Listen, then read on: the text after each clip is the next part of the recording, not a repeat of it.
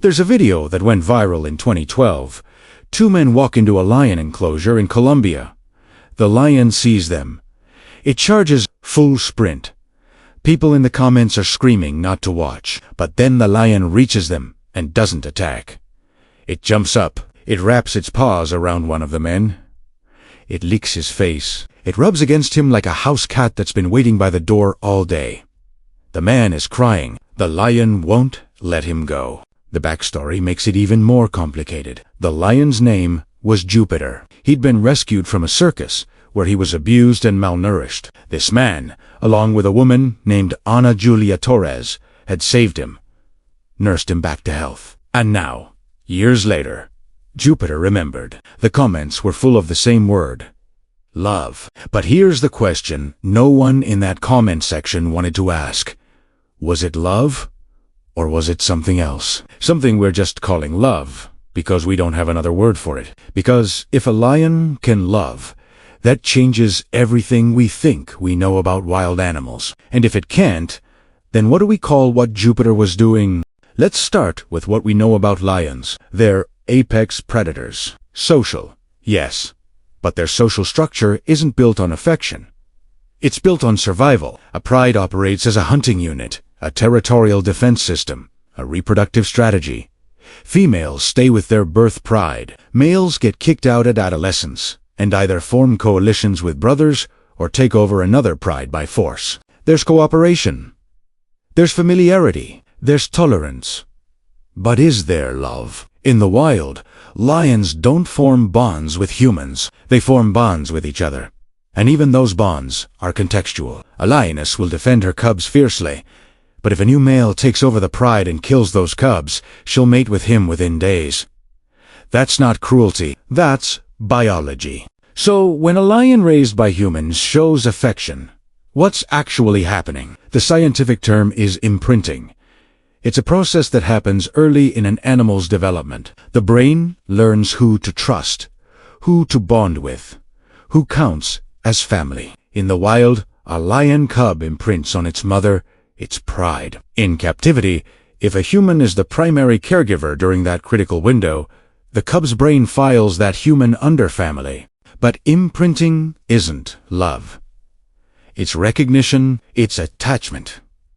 An attachment can look a lot like love from the outside. Jupiter didn't attack those men because his brain had categorized them as safe, as part of his social unit. That's not the same as a conscious emotional bond. It's more like a reflex that's been hardwired during development. Except there's a problem with that explanation. Because Jupiter was already an adult when he was rescued, he wasn't a cub. Imprinting windows close. So, if it wasn't imprinting, what was it? There's a theory in animal cognition called social bonding. It's different from imprinting. It happens throughout an animal's life. It's the process by which an animal forms a preference for a specific individual based on repeated positive interactions. You see it in dogs. You see it in elephants. You see it in primates. And increasingly, researchers are seeing it in big cats. In 2011, a study on captive tigers found that they showed measurable stress responses when separated from their primary caregivers. Not just any human. Specific humans, the ones who fed them, played with them, spent time with them. When those humans returned, the tigers' cortisol levels dropped. Their behavior calmed. They showed what researchers called proximity-seeking behavior. That's a bond. Whether its love is semantic, but it's real. Lions, being social animals, are even more primed for this than solitary tigers. In the wild, they already have the neural architecture for recognizing individuals, for forming coalitions, for distinguishing between pride members and outsiders. So when a human steps into that role, the lion's brain doesn't see it as unnatural. It just sees another member of the pride. And if that human provides food, safety, play, companionship, the bond strengthens. But here's where it gets dangerous. Because even if a lion bonds with you, even if it recognizes you as family, you're still dealing with an animal that weighs 400 pounds and has instincts you can't override with affection.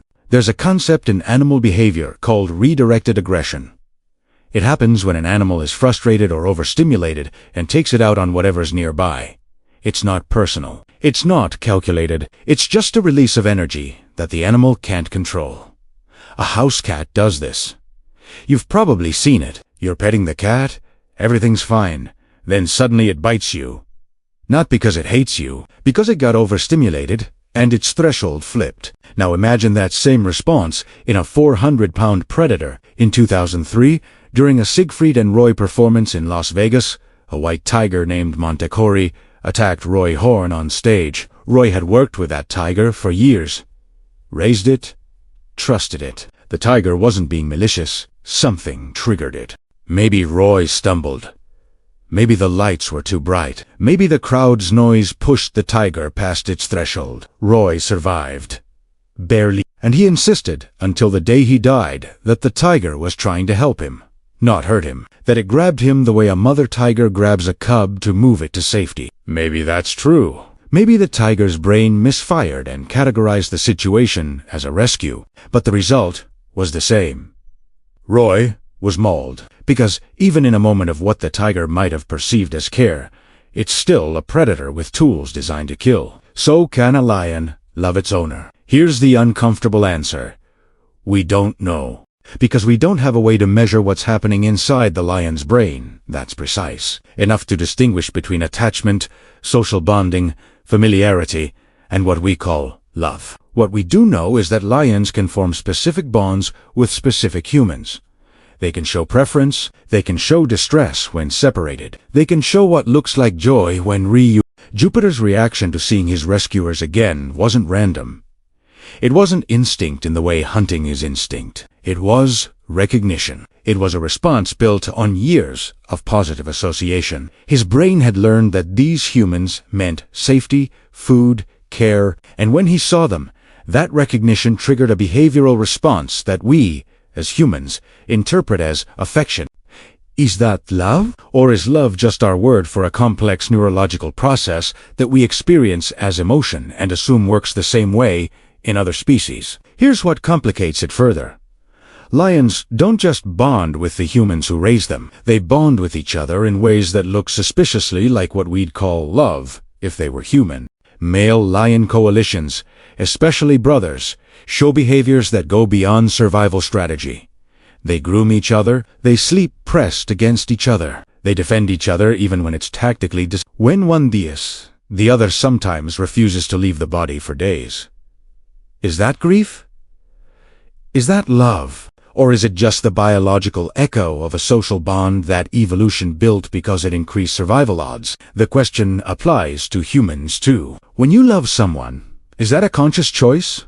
Or is it just oxytocin and dopamine and neural pathways shaped by evolution to encourage pair bonding and cooperation? Maybe love, whether in humans or lions, is just brain chemistry we've decided to call something poetic. But there's a reason this question matters, because if lions can't love, if what they're showing is just imprinting or social bonding or conditioned response, then keeping them in captivity becomes easier to justify. They're not suffering the loss of connection. They're just animals responding to stimuli. But if they can love, if their bonds are as real and as painful to break as ours, then what we're doing to them, even in the best sanctuaries, even with the best intentions, becomes something much harder to defend. The truth is probably somewhere in the middle. Lions aren't humans. Their emotional experience, whatever it is shaped by a brain that evolved for a completely different life than the one we're asking them to live. But they're also not machines. They're not just running on autopilot. They have preferences. They have memories. They recognize individuals. They respond to kindness. And they remember harm. Jupiter remembered the people who saved him. And when he saw them again, he didn't see prey. He didn't see a threat. He saw something his brain had categorized as important, as valuable, as worth protecting. You can call that love if you want, or you can call it attachment, or social bonding, or neurological conditioning.